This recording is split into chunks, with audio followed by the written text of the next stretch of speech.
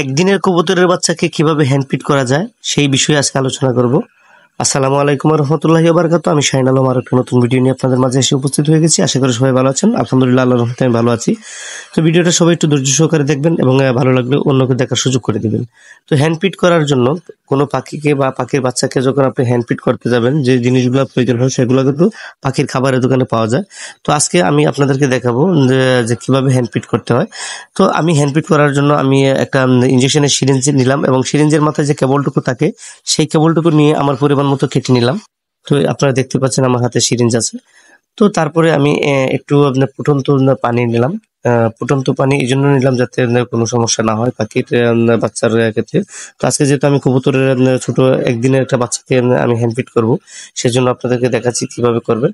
তো এই যে আমি অল্প একটু গরম পানি নিলাম, পানিটুকু নিয়ে সাথে সুজি নিলাম।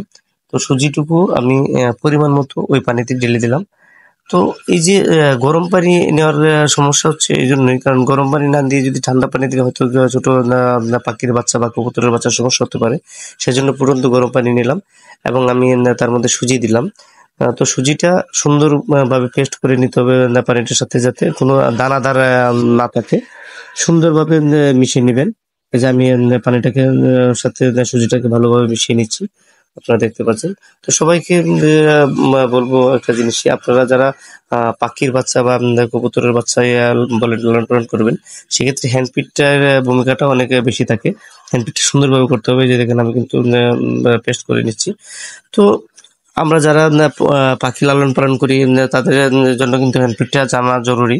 কারণ আপনি যদি হ্যান্ডপিট করাতে পারেন এবং বাচ্চাটা যখন বড় হতে থাকবে ধীরে ধীরে, তখন কিন্তু তার সাথে আপনার একটা ভালো সম্পর্ক হয়ে যাবে। তো সেই জন্য কিন্তু হ্যান্ডপিট করানোটাই ভালো। ছোট বাচ্চাকে যদি আপনি ছোটবেলা থেকে হ্যান্ডপিট করে যদি বড় করতে পারেন, সেক্ষেত্রে কিন্তু বাচ্চাটাকে আপনি যেভাবে ইচ্ছে পোষ মানাতে পারবেন।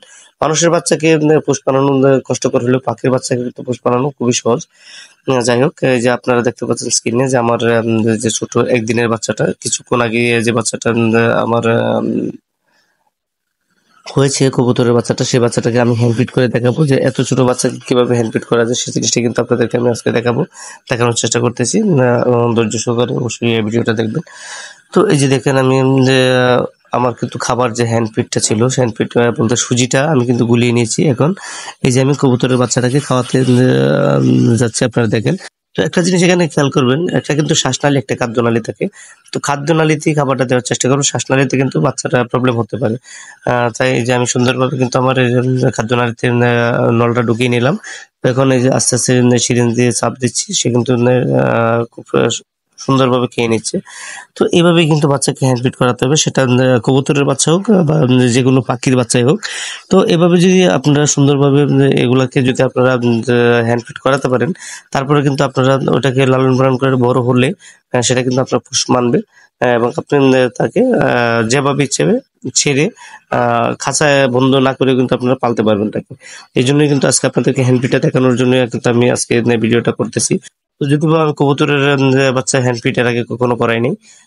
পাখির বাচ্চার হ্যান্ডফিট করাইছি, কিন্তু কবুতরের বাচ্চার হ্যান্ডফিট আমি কখনো করাই নাই।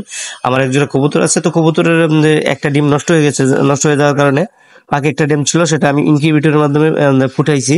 তো এই যে ফুটানো বাচ্চাটা আজকে ফুটছে। তো ফুটার পরে ওই বাচ্চাটাকে যেহেতু হ্যান্ডফিট করবো, তাই ভাবলাম সবাইকে জিনিসটা শেয়ার করি যে কিভাবে একদিনের বাচ্চাকে হ্যান্ডফিট করা যায় এবং বাচ্চা কিভাবে সুস্থ রাখা যায়, সুস্থ থেকে বাচ্চাকে বড় লালন পালন করে বড় করা যায়, সেই জিনিসটা কিন্তু শেয়ার করার জন্য কিন্তু মূলত ভিডিওটা তৈরি করা। আর যারা হ্যান্ডফিট করাতে পারেন না, তারা যাতে হ্যান্ডফিট সুন্দর মতো করতে পারেন, সেই জন্য কিন্তু আজকে আমার এই ভিডিও। যদি ভিডিওটা ভালো লেগে থাকে অবশ্যই শেয়ার করে অন্যকে দেখার সুযোগ করে দেবেন। তো আজকের মতো বিদায় নিতে যাচ্ছি। সবাই আমার জন্য দোয়া করবেন, আমি সবার জন্য দোয়া করি। এবং সবাইকে বলবো একটু ভিডিওটা শেয়ার করে অন্যকে দেখার সুযোগ করে দেবেন। সবাই ভালো থাকবেন, সুস্থ থাকবেন। আসসালামু আলাইকুম রহমতুল্লাহি ওয়া বারাকাতুহু।